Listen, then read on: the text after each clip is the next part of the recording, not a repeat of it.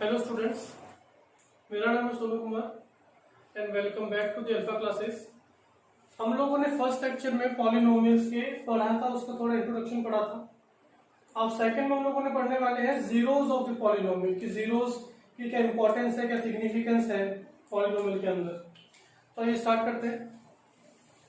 Zeros of the polynomial, जो zeros होते हैं इन लोगों को हम लोग कई बार रूट्स और कई बार फैक्टर्स से भी कंपेयर कर लेते हैं, बट हम लोग आगे जाके देखेंगे फैक्टर्स थोड़े अलग होते हैं जीरो से। ये जीरोस वो वैल्यू है किसी पॉलिनोमियल की जब उनको पुट किया जाएगा किसी भी पॉलिनोमियल के अंदर तो वो इक्वल टू हो जाएगा जीरो, जैसा हम लोगों ने इक्वेशन के एग्जांपल्स में देखा था पिछले वीडियो में। तो are those values of x, x क्यों लिया क्योंकि वेरिएबल हम लोगों ने इस पर एक्स ले रहे हैं, y a b c d कुछ भी ले सकते हैं। Those values of x which makes the polynomial x equal to zero, जो पॉलिनोमियल को बराबर कर देगा जीरो के। ठीक है, अब क्या है, जो हमारे जो जीरोस हैं उन लोगों को ग्राफ में भी प्लॉट करना पड़ता है। ठीक है, तो उसके ऊपर क्वेश्चन बनता है, उसको देख लेते हैं कैसे बनता है वो। तो जीरोस वो लोकेशन है, जीरोस आर द लोकेशन जहां पे पॉलिनोमियल इंटरसेक्ट करता है एक्स एक्सिस को। जहां जहां पर भी कोई भी पॉलिनोमियल का ग्राफ एक्स एक्सिस को टच करेगा, इंटरसेक्ट करेगा, उस पॉइंट को हम लोग मान लेंगे क्या, जीरो ऑफ दैट पॉलिनोमियल। ऐसा क्यों एक सेकेंड, हाँ, जो ऐसा क्योंकि उस पॉइंट पे क्या होगा, जो हमारे एक्स एक्सिस के ऊपर, जैसे सपोज करो ये मेरी एक्स एक्सिस है, यहां पे ये वाला पॉइंट कितना होगा, वाई में गए 1 पे, एक्स में गए 1 पे, तो 1,1 होगा ये कोऑर्डिनेट। ये कोऑर्डिनेट कितना होगा, ये वाला इससे आया भाई x में -2 आए, इसमें भी कितना आए -2 आए, तो ये हुआ -2। ये वाला कोऑर्डिनेट कितना होगा, इसमें कितना आए, x में 4 आए, y में -2 आए, 4 -2। ठीक है, यहाँ पे देख लेते हैं कि ये कितना है। अगर सपोज करो ये है y में 3, x में -1, तो कुछ इस तरीके से कोऑर्डिनेट्स बनेंगे हमारे। पर कोई कोऑर्डिनेट अगर मैं पूछूं यहां पर है एक्स एक्सिस पे 3 पे, तो भाई यहां पे ये कौन सा, ये तो ओरिजिन होता है 0,0 होता है, तो यानी कि y के कोऑर्डिनेट कितने हैं इस पॉइंट पे, ये 3, और y के कोऑर्डिनेट कैसे हैं 0। सिमिलरली पीछे आते हैं, इस पॉइंट पे कितना होगा, इस पे देखो भाई x तो वेरी कर रहा है पर y ऊपर नीचे कहीं पे भी नहीं जा रहा है, तो इस पॉइंट के कोऑर्डिनेट होंगे -2, 0। तो x एक्सिस के ऊपर y के कोऑर्डिनेट हमेशा होंगे 0। ठीक है, अब y आया कहां से भाई, जब इक्वेशन हमारी पॉलिनोमियल x में चल रही है तो y कहां से आ गया। तो क्या करते हैं, जैसे सपोज करो ये मैंने माना अपना पॉलिनोमियल, p का मतलब क्या है पॉलिनोमियल, और x वो वेरिएबल है जिसमें मेरा पॉलिनोमियल है। ठीक है, जैसे यहाँ पे वेरिएबल मेरा x है तो मैंने उसको यहाँ पे x ले लिया, t होता तो मैं उसको t ले लेता, z होता तो मैं उसको z ले लेता। ठीक है, तो पॉलिनोमियल जो मेरा x वेरिएबल है उसको मैंने मान लिया किसके बराबर, y के बराबर मान लिया। ठीक है, तो ये मेरा पॉलिनोमियल ये बराबर है किसके, y के। अब पॉलिनोमियल जो ये मेरा है इसको मैं सॉल्व कर सकता हूं मिडिल टर्म स्प्लिट करके। कैसे होगा, x² plus 5x minus 3x minus 15। तो इसको सॉल्व करेंगे तो x की दो वैल्यू आएंगी, एक 3 आएगी और एक -5 आएगी। कैसे आएगी एक बार यहां देख लेते हैं, कोई कंफ्यूजन नहीं रहे बच्चों को। x² plus 5 minus 3x minus 15, दोनों के अंदर क्या कॉमन है, यहाँ पे x कॉमन है, x को ले लेते हैं बाहर। यहाँ पे x का स्क्वायर था तो 2x थे, एक x बाहर आ गया, एक x बच गया। यहाँ पे क्या था, यहाँ पे 5 था और x था, x तो चला गया, पीछे क्या बच गया, पीछे बच गया 5। अब जो चीज यहाँ पे ब्रैकेट में ली है, जो चीज यहाँ पे ब्रैकेट में ली है एग्जैक्टली वही चीज हम लोग को यहाँ पे भी लेनी है। अगर वो ब्रैकेट वाली चीजें सेम नहीं होती इसको मतलब आपको क्वेश्चन गलत हो गया, तो उसको पहले बराबर लिख दो, फिर देख लो कि भाई यहाँ पे x से हम लोग को क्या बनाना है, 3x बनाना है, यानी कि 3 से मल्टीप्लाई करना पड़ेगा। अब साइन कौन सा है, यहाँ पे माइनस का, तो यहाँ पे माइनस का साइन दे दो। ठीक है, अब ले लो इसको x -3 एंड x +5। ठीक है, अब इस पॉलिनोमियल को हम लोग को करना है किसके बराबर, 0 के बराबर। या तो ये वाली टर्म 0 के बराबर होगी, ये वाली टर्म 0 के बराबर होगी। तो जब इसको 0 के बराबर उठाएंगे तो आंसर आएगा 3, और जब इसको 0 के बराबर उठाएंगे तो x की वैल्यू आएगी -5। ठीक है, तो ये दो वैल्यूज आई है x की, 3 एंड -5। तो इनको जब मैंने पुट किया इस इक्वेशन के अंदर, तो ये पूरी इक्वेशन होगी किसके बराबर, 0 के बराबर। ये पूरी इक्वेशन होगी 0 के बराबर, यानी कि ये 0 के बराबर तो y 0 के बराबर। यानी कि x की वैल्यू जब मैंने पुट करी 3, x की वैल्यू जब मैंने पुट करी 3 तो y कितना आया, 0। ये मेरा x, ये मेरा y। दूसरी चीज, x की दूसरी वैल्यू कितनी आई है, -5। यानी कि ये -4, इसको थोड़ा आगे बढ़ाते हैं, ये है मेरा -5। जब मैंने x की वैल्यू पुट करी -5 और ये कितनी आएगी, y की वैल्यू 0। तो दो वैल्यूज आएंगी किसके लिए, क्वाड्रेटिक इक्वेशन के लिए। ठीक है, चलिए, ये तो था कि भाई आपका जब आपने एक क्वाड्रेटिक इक्वेशन ली है, क्वाड्रेटिक पॉलिनोमियल लिया है, तो आपके जीरोस की वैल्यू भी 2 जीरोस आएंगे। जीरोस वो जब आपने पॉलिनोमियल के अंदर उसको पुट किया तो वो हो गया इक्वल टू 0। उस पॉलिनोमियल को हम लोगों ने माना था y के बराबर। जब ये इक्वल टू 0 तो y भी इक्वल टू 0। अब उसमें आगे हम लोग अपने लेके यहाँ पे कि भाई हमारा जो x है, जब हम लोग अपना उसको पुट करते हैं ग्राफ में, जब ग्राफ में हम लोग पुट करते हैं इसको, तो हमारे पास एक कोऑर्डिनेट आया था 3, x की वैल्यू थी 3, y आया था हमारा 0। यहाँ पे x की वैल्यू है -5, y आया है 0। तो यानी कि ये दो वैल्यूज ऐसी हैं जहां पे x के लिए y की वैल्यू 0 आ रही है। तो यानी कि इन दो वैल्यूज पे हमारा जो ग्राफ है क्वाड्रेटिक पॉलिनोमियल का वो इंटरसेक्ट कर रहा होगा। ठीक है, और दूसरा हमारा एग्जांपल है, ये देखिए, दूसरा एग्जांपल है हमारा पॉलिनोमियल y के बराबर ले लिया हम लोगों ने, हमारा पॉलिनोमियल है ये। ठीक है, सिंगल वेरिएबल है, डिग्री 3 है, तो सॉल्यूशन में कितने आने चाहिए इसके, 3। तो इसका मतलब जो हमारा इस पॉलिनोमियल का जो ग्राफ है, क्यूबिक कर्व जो बनेगा, वो 3 जगह एक्स एक्सिस को काटेगा। कौन कौन सी जगह पे, x की वैल्यू 3 पे, -1 पे, -1/3 पे। ठीक है, इसको एग्जांपल से समझते हैं। चलिए, तो समझते हैं कि भाई जो अगर हमारे पास एक क्वाड्रेटिक इक्वेशन है तो उसका ग्राफ कैसे बनेगा और कितने जीरो आएंगे, कहां पे वो कटेगा। मैंने एग्जांपल ले लिया y = x² + 2x + 8। ठीक है, तो अब मैंने क्या किया, इस वैल्यू के अंदर मैं x के अलग अलग वैल्यूज पुट करूंगा और y के अलग अलग वैल्यूज निकालूंगा। ठीक है, तो मैं पुट कर रहा हूं x के लिए कितना, x के लिए पहले 2 पुट कर रहे हैं, 2 का स्क्वायर + 2 + 8 = 0।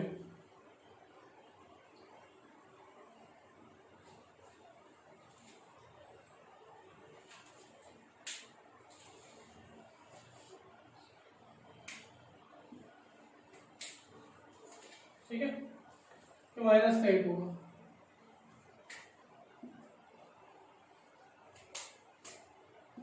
ये कितना हुआ, 2 का स्क्वायर 4, 2 × 2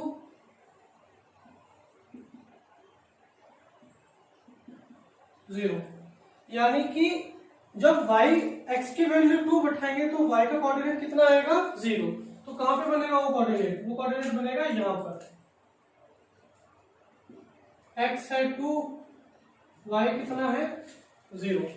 एक कोऑर्डिनेट मिल गया।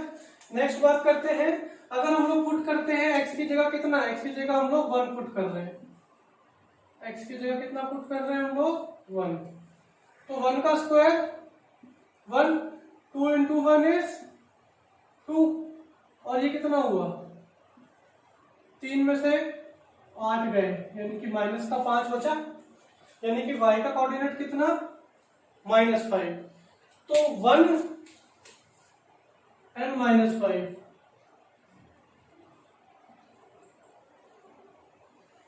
यहां पे आएगा 1 -5। ठीक है, अब पुट किया मैंने 3, x की जगह कितना पुट किया मैंने 3, ये कितना हो जाएगा 3 का स्क्वायर 9, ये कितना हो जाएगा 6, यानी कि कितना हुआ 15। 15 में से 8 गए तो बचा कितना 7।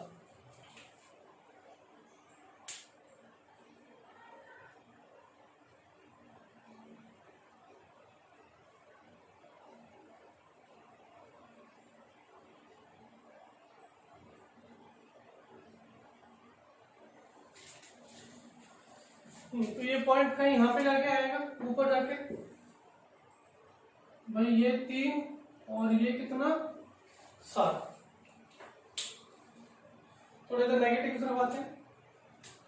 मैंने क्या वैल्यू ली, मैंने वैल्यू लेते हैं पहले -2 लेते हैं, -2 लिया, -2 की वैल्यू यहाँ पुट कर देते हैं, यहाँ पे पुट कर देते हैं -2। ये कितना हो जाएगा -2 का स्क्वायर 4, ये कितना हो जाएगा -4, ये कितना हो गया 0। तो कोऑर्डिनेट कितना आया अपना -8। जब -2 पुट करेंगे तो -8 आएगा, यानी कि यहां पे बनेगा कोई कोऑर्डिनेट हमारा।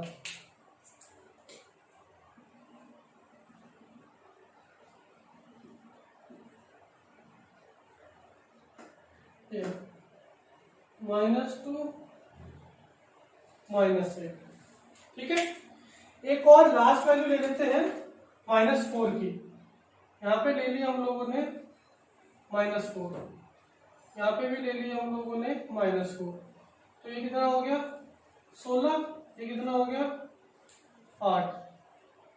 तो प्लस का 16 और माइनस का भी 16 आ गया 0, यानी कि ये वो दूसरा पॉइंट है मेरा जहां पे y के कोऑर्डिनेट कितने हैं 0।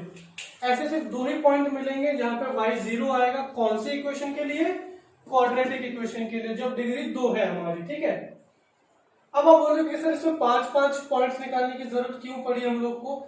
जब भी हम लोग एक पैराबोलिक या फिर हम लोग क्यूबिक कर्व निकालेंगे तो कम से कम 6 या 5 पॉइंट निकालने की जरूरत है। लीनियर कर्व नहीं है ये जो हम लोगों ने 9th क्लास में पढ़ा था कि भाई 3 पॉइंट निकाल लो स्ट्रेट लाइन आ जाएगी। नहीं, ये कैसी पॉइंट है हमारी, एक क्वाड्रेटिक इक्वेशन है, इसलिए पैराबोलिक कर्व बनेगा। पैराबोलिक कर्व के लिए कम से कम 5 पॉइंट जरूरी है हमारे लिए। अब कर्व कैसा बनेगा इसका यहाँ पे देखते हैं। सारे पॉइंट्स को जोड़ना है हम लोगों को।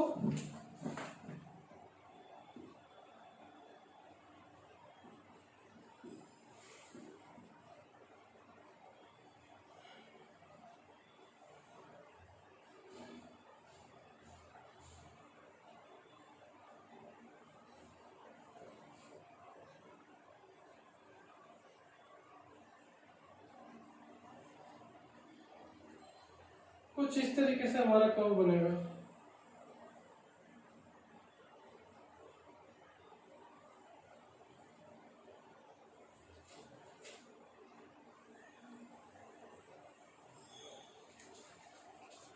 क्लियर, ये हमारी क्वाड्रेटिक इक्वेशन थी, इसलिए पैराबोलिक कर्व बना है जो 2 जगह पे एक्स एक्सिस को काट रहा है। जहां जहां पे काट रहा है वो हमारे क्या हो जाएंगे, 0 टू द पॉलिनोमियल हो जाएंगे। अब एग्जांपल देखते हैं हम लोग क्यूबिक का। अब बात करते हैं क्यूबिक इक्वेशन के लिए। यहाँ पे हम लोगों ने क्यूबिक इक्वेशन ले ली। क्यूबिक इक्वेशन कैसे है ये, क्योंकि भाई जो हाईएस्ट डिग्री है इसकी कितनी है 3 है, तो क्यूबिक इक्वेशन है ये। ठीक है, चलिए तो मैंने क्या लिया y equal to x cube minus x, यानी कि जो मेरा पॉलिनोमियल था क्यूबिक पॉलिनोमियल था उसको मैंने y के बराबर मान लिया। अब मैं x के अलग अलग वैल्यूज पुट करूंगा और y के लिए मेरे पास वैल्यूज आती चली जाएंगी। यहाँ पे सपोज करो मैंने x की जगह कितना पुट किया 1 पुट किया।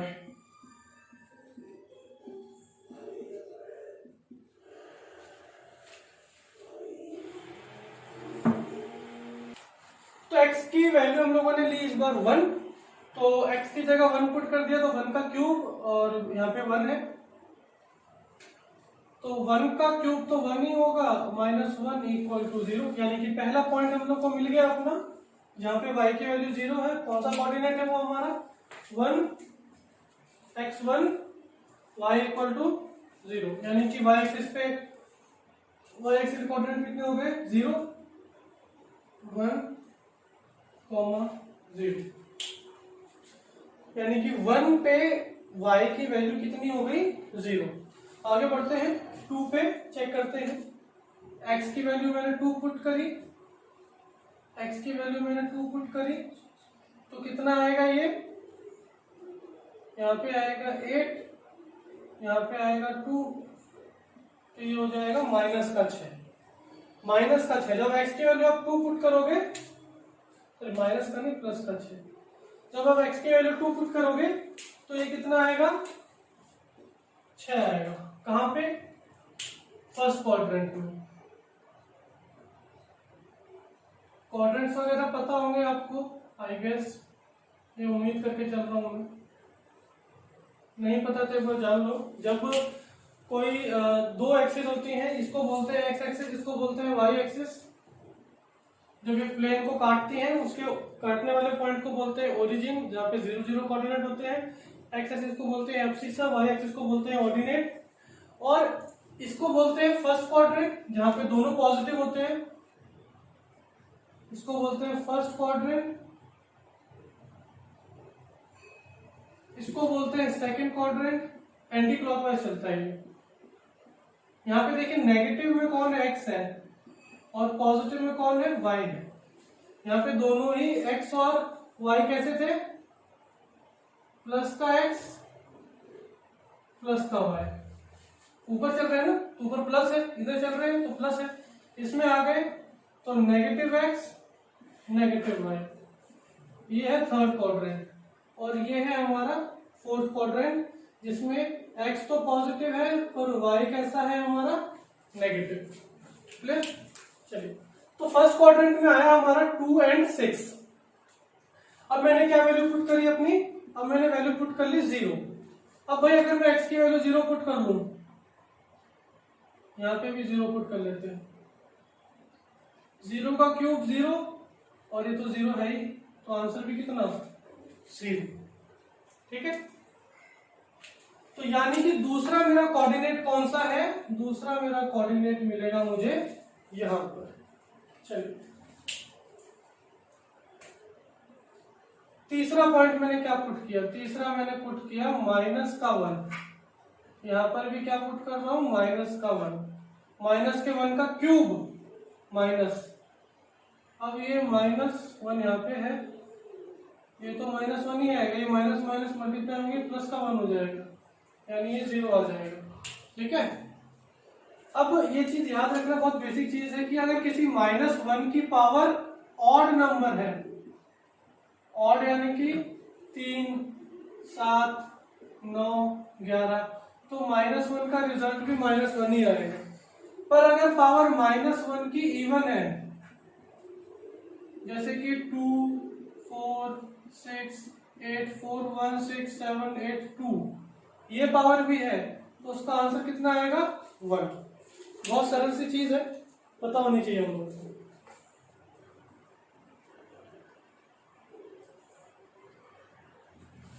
ठीक है, तो -1 का क्यूब था, यानी कि ऑड पावर थी, तो -1 की जगह -1 आ गया। -1 बाहर था, -1 अंदर था, जो ब्रैकेट खुलेगा तो माइनस माइनस मल्टीप्लाई होकर क्या बना लेगा, प्लस। तो माइनस का 1 प्लस का 1 इक्वल टू 0। ठीक है, तो -1 पे भी y कोऑर्डिनेट कितना है 0, -1 0। देखो 3 पॉइंट मिल गया हम लोगों को।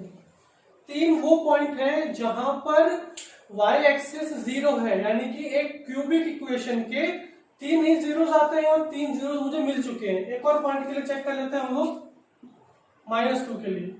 मैंने यहाँ क्या पुट किया इस बार, -2। यहाँ भी क्या पुट किया, -2। -2 का क्यूब 8, 2 का क्यूब तो हो जाएगा 8, और माइनस का क्यूब क्या होगा, माइनस। ये कितना हो जाएगा, प्लस का 2, और ये कितना है, माइनस का 8, तो आंसर कितना आएगा, -6। यानी कि यहाँ पे जाके माइनस का 6 हमारा आंसर आएगा। इसको रब कर दूं मैं,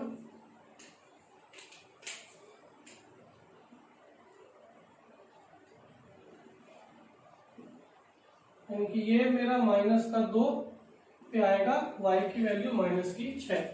तो देखिए मेरे पास कोऑर्डिनेट क्या है, 1 2 3 4 5। अब इनको जोड़ लेते हैं।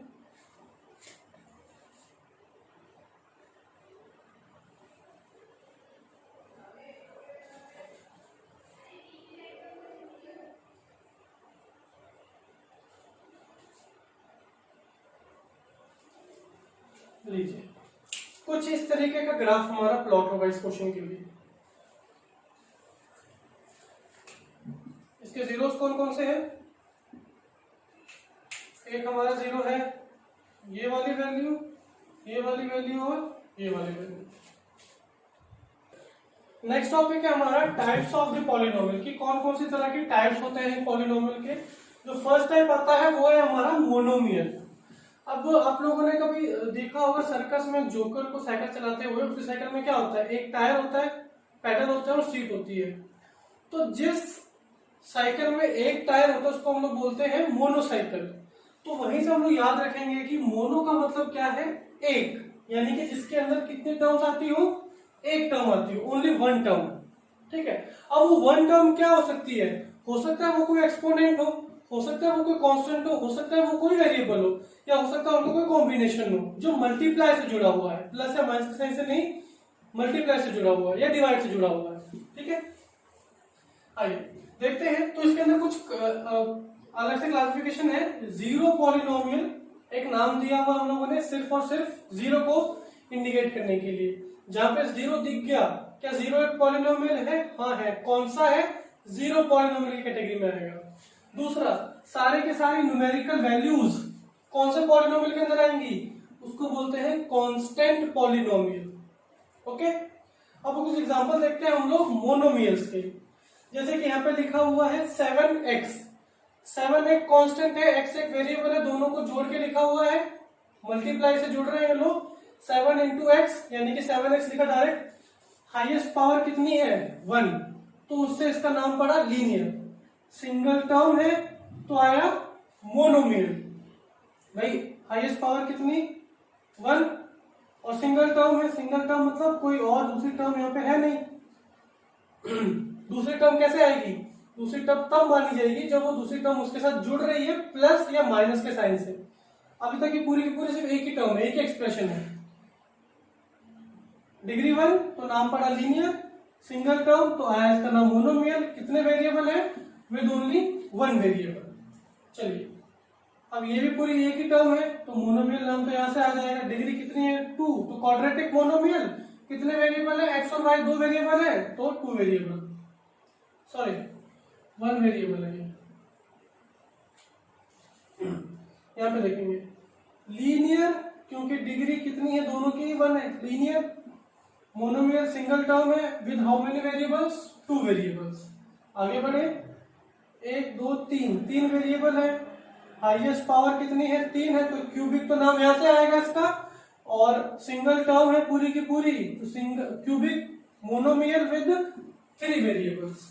ओके, अब इसका एग्जांपल ये भी हो सकता है कि हम लोग ले लें x डिवाइडेड बाय 7। ये भी एक सिंगल टर्म ही है जो कि x न्यूमरेटर में है, 7 डिनोमिनेटर में। कांस्टेंट डिनोमिनेटर में आ सकता है, पर 7 अपॉन x को हम लोग नहीं मान सकते पॉलिनोमियल। ये हम लोग पहले डिस्कस कर चुके हैं। x अपॉन 7 को भले पॉलिनोमियल मान सकते हैं हम लोग। चलो, सेकंड टाइप है हमारा बाइनोमियल। जैसे कि हम लोगों ने फर्स्ट मोनोमियल में एग्जांपल लिया था जोकर वाली साइकिल का, मोनोसाइकिल का, तो उसी तरीके से इसको साइकिल से समझते हैं। जो हमारी नॉर्मल साइकिल होती है उसको क्या बोलते हैं? बाईसाइकिल, यानी कि बाई मतलब 2 पार्ट्स वाले को क्या बोलेंगे हम लोग?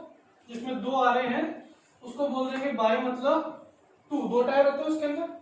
तो ऐसा पॉलिनोमियल जिसके अंदर 2 नॉन जीरो टर्म्स आ रही हैं, जीरो टर्म्स नहीं चलेगी। फॉर एग्जांपल 7x 7x तो एक टर्म है, पर 0 इसको बाइनोमियल में कंसीडर नहीं किया जाएगा, इसको क्या माना जाएगा, सिर्फ और सिर्फ मोनोमियल।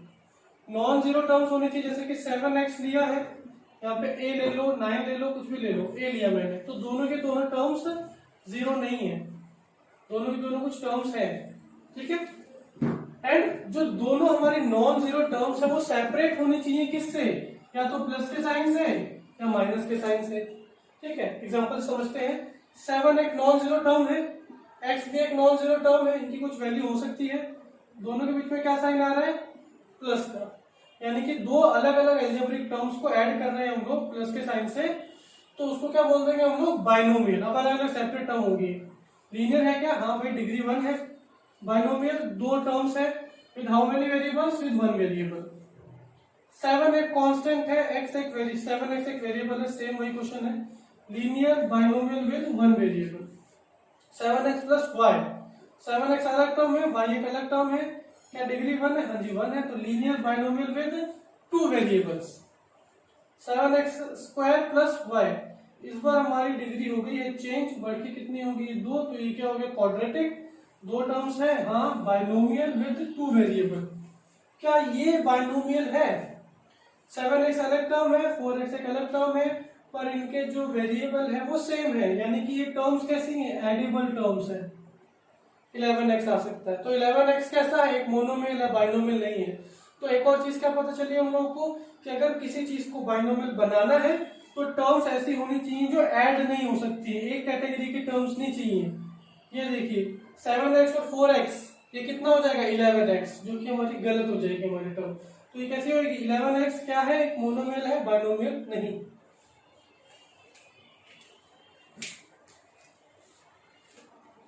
चलिए नेक्स्ट टाइप है हमारा ट्राइनोमियल।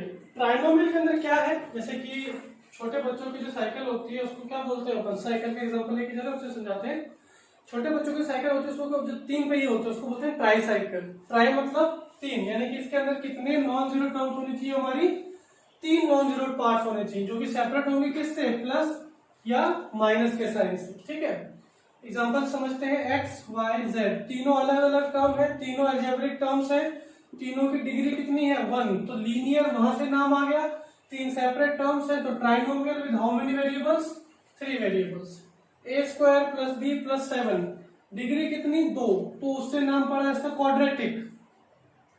कितने टर्म्स है, 3 सेपरेबल टर्म्स है, इनको ऐड नहीं कर सकते, यानी कि ये ट्राइनोमियल कंडीशन सेटिस्फाई कर रहे हैं, तो ट्राइनोमियल। कितने वेरिएबल है, सिर्फ 2 ही वेरिएबल है, a एंड b। नेक्स्ट है क्या, क्यूबिक टर्म है, भाई डिग्री कितनी है 3, तो इक्वेशन कैसी होगी, क्यूबिक। फिर ट्राइनोमियल कंडीशन को सेटिस्फाई कर रहे हैं, t अलग है, x अलग है, तीनों अलग अलग टर्म है, ट्राइनोमियल की कंडीशन को सेटिस्फाई कर रहे हैं, तो trinomial with how many variables, 2 variables. तो ये तीनों एग्जांपल थे ट्राइनोमियल के। तो हम लोगों ने अभी कंप्लीट किया है trinomial types of the polynomial.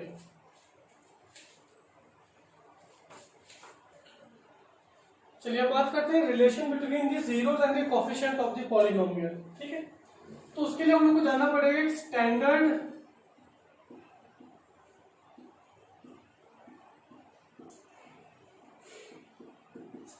Quadratic polynomial की इक्वेशन है। वो इक्वेशन क्या बोलती है, a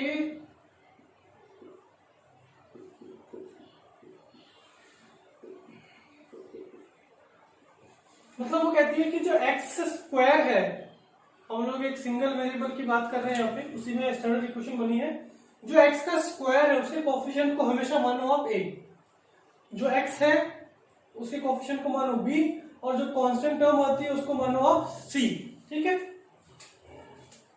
हाँ, तो अभी जो रिलेशन है ये हम लोग को बताता है कि sum of the zeros of the polynomial, यानी कि सम ऑफ द जीरोस, यानी कि जीरोस जो आते थे पॉलिनोमियल के एक क्वाड्रेटिक इक्वेशन के लिए, उसको क्या मानते थे हम लोग, उसको मानते थे अल्फा एंड बीटा।